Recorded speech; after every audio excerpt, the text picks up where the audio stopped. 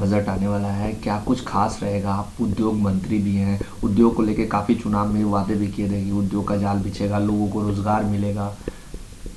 देखिए, आज बिहार का बजट जो है, मैंने पहले भी कहा कि एक अनोखा बजट आ रहा है।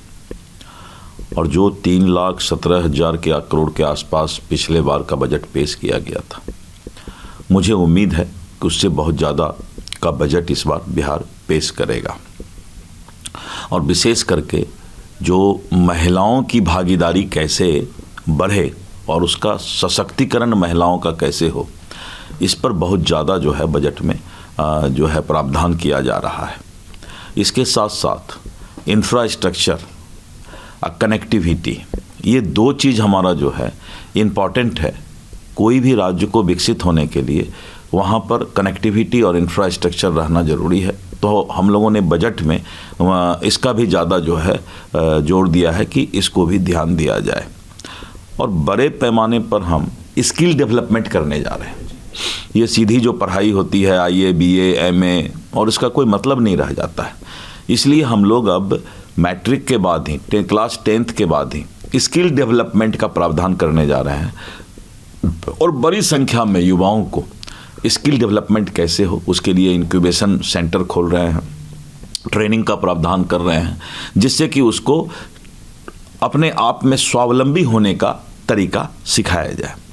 MSME एवं स्थानीय उद्योग का विस्तार, लघु उद्योग, सूक्ष्म उद्योग, यानी घर घर उद्योग। ऐसा नहीं कि बड़ा इंडस्ट्री हम ला रहे हैं 5-10 और उसी में जो है फिर हो रहा है कि हमने इंडस्ट्री ले आया, ऐसी बात नहीं। हम बड़ा इंडस्ट्री लाएंगे, लेकिन उसके साथ साथ घर घर उद्योग कैसे हो जाए, इस बात की हम चिंता करने जा रहे हैं। और कृषि, जो किसानों को जो भी सुविधा हमको देना है, तो कृषि को हम लोग जो है अब धीरे धीरे एग्रो इंडस्ट्रीज की ओर हम बढ़ते जा रहे हैं। ये बिहार अपना जो है एक नया टारगेट रखा है कि अब एग्रीकल्चर एग्रो इंडस्ट्रीज कहलाएगा, और जिससे क्या है कि किसानों को भी अपने उपज की ज़्यादा कीमत मिलेगी और साथ साथ जो है लोगों को रोजगार मिलेगा। शिक्षा और बिजली के क्षेत्र में हम जो है बहुत ज़्यादा प्रावधान करने जा रहे हैं। और शिक्षा और बिजली, ये दोनों हमारा इम्पोर्टेंट पार्ट है।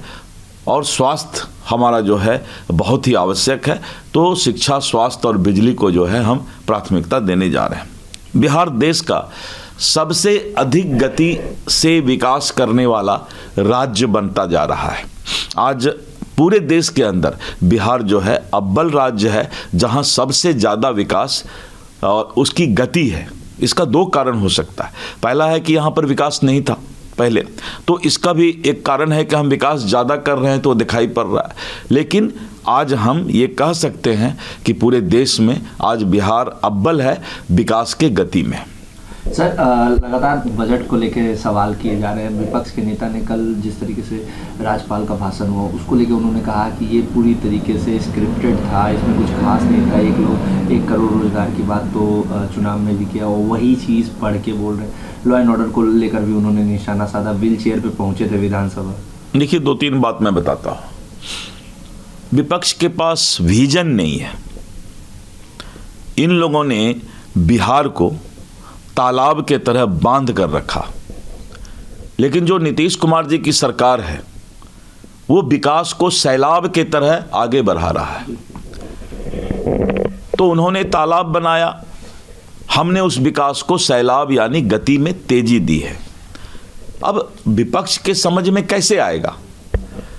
क्योंकि आम जनता इस बात को समझ रही है कि बिहार के अंदर रोड अच्छा है, बिहार के अंदर बिजली अब जो है उपलब्ध हो रहा है, बिहार के अंदर एयर कनेक्टिविटी, नए नए हवाई अड्डे खुल रहे हैं, बिहार के अंदर पावर प्रोजेक्ट, और 30,000 करोड़ का तो 2400 मेगावाट का खाली पावर प्रोजेक्ट एक जगह पिरपैती में, और इधर जब औरंगाबाद साइड आइए तो वहाँ पर आपको जो है दूसरा पावर प्रोजेक्ट मिलेगा। तो ये विपक्ष को माने कोई अगर कहे कि जाहिल के तरह कोई बात करे तब तो अलग बात है, नहीं तो विकास दिखाई पड़ रहा है। विकास आज जिसको अगर नहीं भी दिखाई पड़ता हो उसको भी दिखाई पड़ रहा है।